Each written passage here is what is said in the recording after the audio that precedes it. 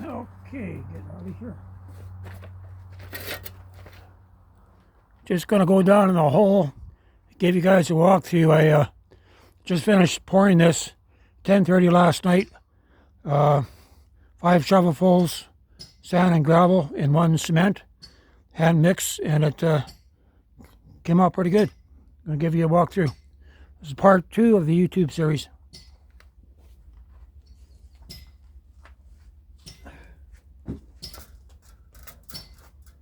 We have to get a set of steps in here, but the concrete turned out pretty good. It I have to reinforce the outside, get a little more screws in there. The inside turned out good. One mistake though, when I had my plywood on here, I didn't have a tack in the center, and the foam actually came out. I tried scraping this off. It was already set up. So on the bottom part, I'm going to have to fur this out. Probably 5/8 fur, 1/2 inch fur. I'll strip it out. Then I'll put another layer of foam over top. And this part here is going to be a ledger. So now, I've taken away 2 of the outside forms. It worked perfect. A little tweaking to do. The wire's in pretty solid. And so I'm going to finish stripping the other 2 forms here. I've got 2 long spikes in each one. And when you're working in the hole like this, it's a lot more difficult than working on the flat. And so I'll get the forms pulled up, get them out. Then I'll start backfilling all the way around. I have to bring it right up snuff so I can actually put the outside slip form on here again. And I need to set up the floor on the inside, raise it up to grade. And once the outside box is on, I can put the inside box in and get ready for forming again, or pouring concrete. I'm going to have to make sure what happened in this form here is that I started pouring on this side and it pushed the form out. So I had to dig out the concrete and put blocks in. So next time I'll be one step ahead of the game. And I started the last week of January to dig out this hole. I took out about 750 wheelbarrows, another 50 loads of rock came out of here.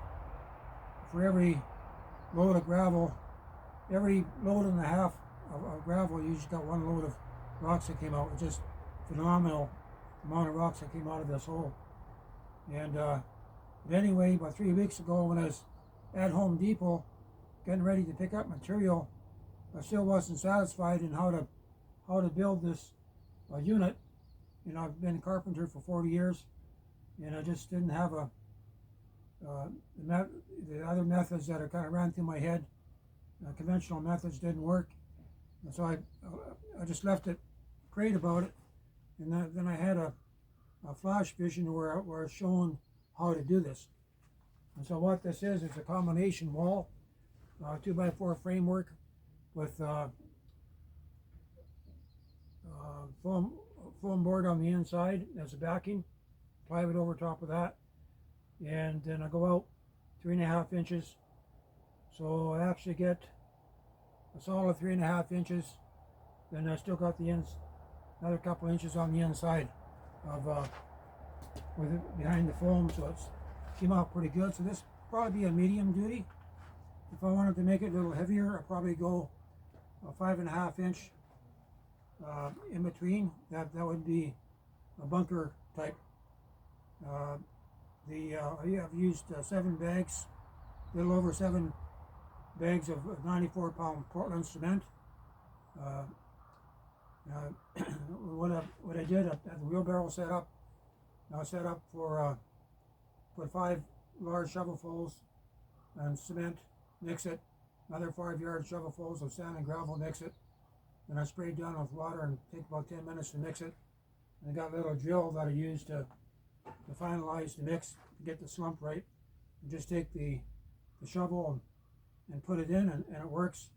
So next time I'll have this blocked off, and I need two 2x4s on each wall. Then I'll just go 1, 2, 3, 4. You know, pour here, pour here, pour here, pour here, here, here, here, and here, and keep rotating.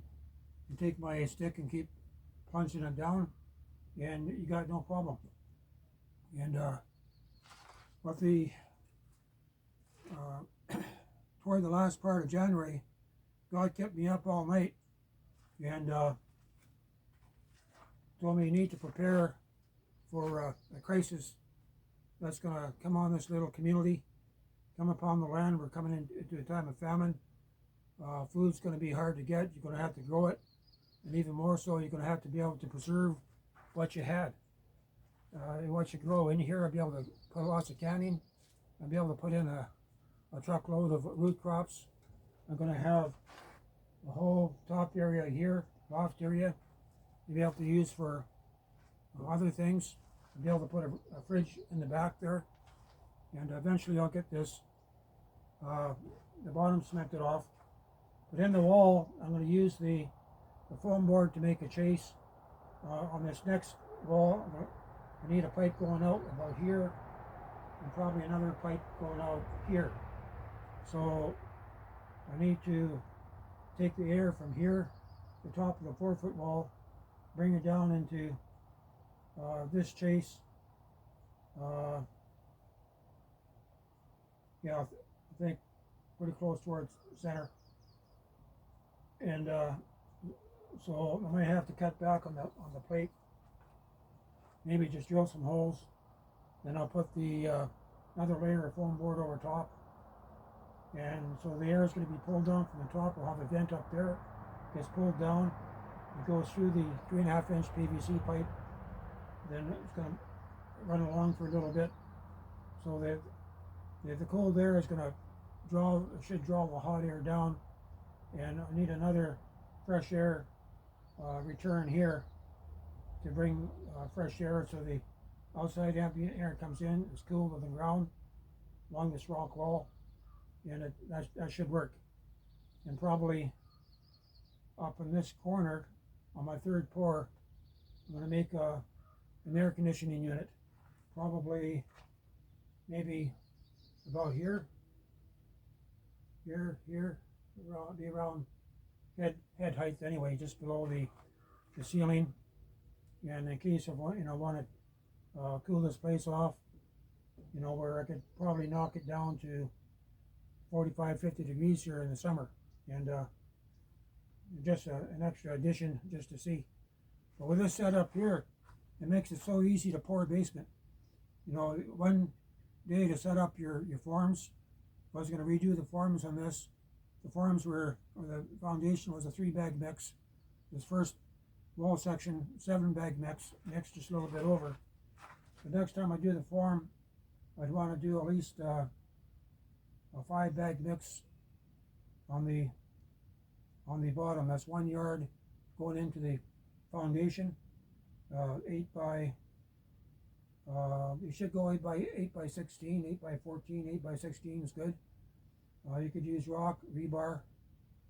You could use lots of aggregate in it, and so you want to use two rods going through on the footing, and where it comes up on the outside, I'm going to use a 1/2-inch PVC pipe, tape the ends and put it in.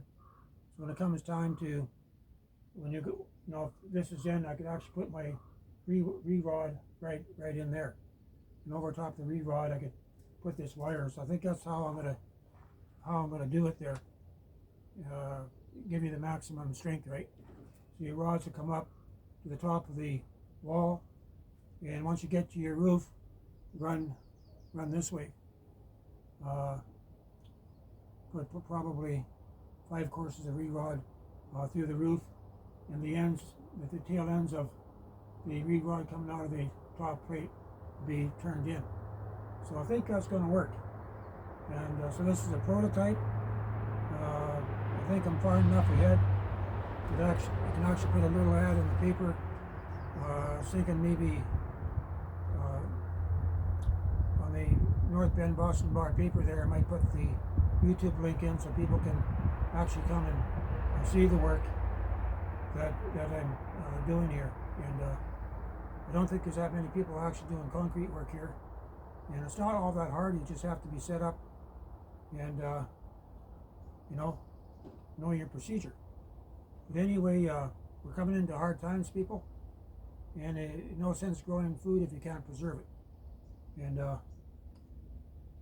everything's changing. We're coming into the return of the Lord is at hand. God's about to return in judgment upon the land to take vengeance against sin. And one more push to bring in the harvest, and that's it. Everything will be wrapped up. We'll be in the millennial reign. We have about 10 years max left, and a lot of things going to happen this year. A lot of shaking now, and Vancouver has 5 years. April this time of 2029, Vancouver will be gone. The West Coast will be gone. Apocalypse is going to hit, and we need to prepare for those times. There needs to be a preparation, Holy Ghost preparation, to remove the righteous from the West Coast, because the West Coast is on borrowed time, and millions are about to die, and need to prepare. Okay, gonna leave it here.